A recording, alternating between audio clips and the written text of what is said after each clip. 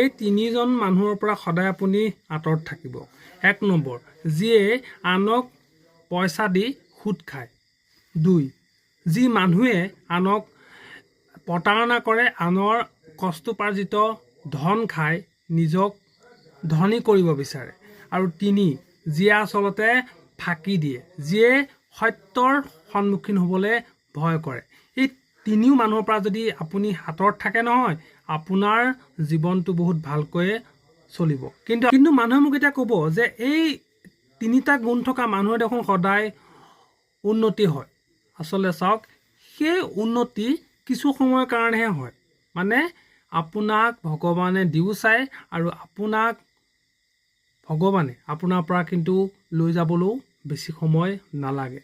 গতিকে আনৰ কষ্টবৰ্জিত ধনেই হওক বা আনৰ মনত আপোনাৰ দুখ দিয়াই হওক, সেইবিলাক কাম নকৰিব। সেইবিলাক কাম বেয়া কথা। সেই সুখ সদায় ক্ষণস্থায়ী হয়। গতিকে সাৱধান।